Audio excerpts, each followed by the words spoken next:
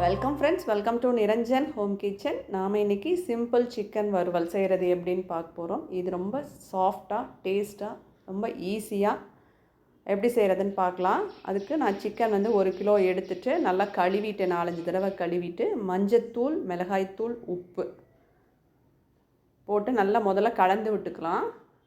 பெரட்டிட்டு ஒரு 5 நிமிஷம் அப்படியே வச்சுருங்க.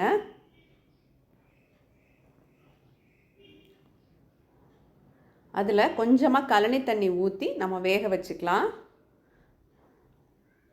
ஒரு 3 விசில் வச்சு நான் வேக வச்சிட்டேன்.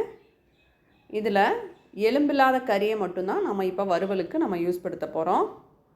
அதுக்கு ஒரு பேனில் நல்லெண்ணெய் ஒரு 4 டீஸ்பூன் எடுத்து ஊற்றிக்கலாம். சீரகம், சோம்பு, பட்டை, கிராம்பு, லவங்கம் எல்லாத்துலேயும் கொஞ்சம் கொஞ்சம் போட்டு தாளிச்சிக்கலாம். இது கூட இஞ்சி பூண்டு பேஸ்ட்டு 2 டீஸ்பூன் சேர்த்துருக்கேன். ஒரு 300 கிராம் அளவுக்கு சிக்கன், அதுக்கு நான் ஒரு 2 டீஸ்பூன் அளவுக்கு இஞ்சி பூண்டு சேர்த்துருக்கேன். வேறு மசாலா நம்ம சேர்க்க போகிறதில்ல, அதனால் இஞ்சி பூண்டு பேஸ்ட்டு கொஞ்சம் அதிகமாக சேர்த்துக்கோங்க. இது கூட புதினா, கொத்தமல்லி, கருவேப்பிலையும் கொஞ்சமாக சேர்த்துருக்கேன். ஃப்ளேவர் நல்லா இருக்குன்றக்காக கொஞ்சமாக சேர்த்துருக்கேன்.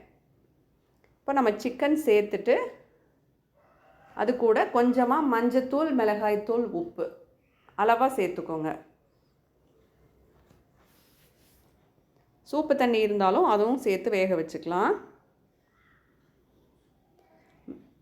1/2 டீஸ்பூன் அளவுக்கு கரம் மசாலா சேர்த்துருக்கேன். எல்லாத்தையும் நல்லா பெரட்டி விட்டுரு. அடுப்பை வந்து சிம்மில் வச்சுக்கோங்க.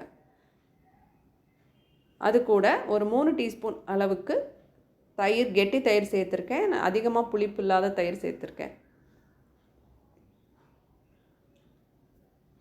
எல்லாத்தையும் நல்லா கலந்து விட்டுக்கோங்க. கொஞ்சமாக தண்ணி சேர்த்துக்கோங்க. வறுவல்னால கொஞ்சமாக தண்ணி சேர்த்துக்கோங்க.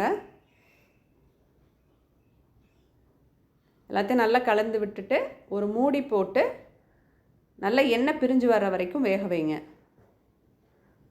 உங்களுக்கு ரோஸ்ட் ஆகணும்னா இன்னும் கூட ஒரு 5 நிமிஷம் சேர்த்து கூட வச்சுக்கலாம். இப்போ நல்லா எண்ணெய் பிரிஞ்சு வந்துருச்சு. இப்போ நம்ம மிளகுத்தூள் சேர்த்து இறக்கிற போகிறோம். மிளகுத்தூள் வந்து தேவையான அளவுக்கு சேர்த்துக்கோங்க. நான் ஒரு 1.5 டீஸ்பூன் அளவுக்கு சேர்த்துருக்கேன்.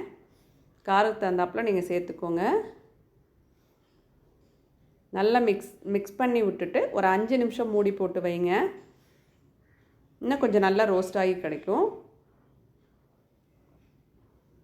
சிக்கன் வறுவல் வந்து உங்களுக்கு ரெடி ஆகிடுச்சு. ரொம்ப ரொம்ப சிம்பிள். வெங்காயம், தக்காளி எதுவுமே சேர்க்காம இந்த மாதிரி நம்ம சிம்பிளாக கூட செஞ்சு சாப்பிட்டுக்கலாம். சாம்பார் சாதம், சிக்கன் குழம்பு கூட கூட சேர்த்து சாப்பிட்டுக்கலாம். தயிர் சாதம் எல்லாத்தோடு வச்சு சாப்பிட்லாம். இது நல்ல ரோஸ்ட் ஆகி வந்திருக்கு பாருங்கள். டேஸ்ட்டும் ரொம்ப சூப்பராக இருக்கும். கண்டிப்பாக செஞ்சு பாருங்கள். தேங்க்யூ ஃபார் வாட்சிங்.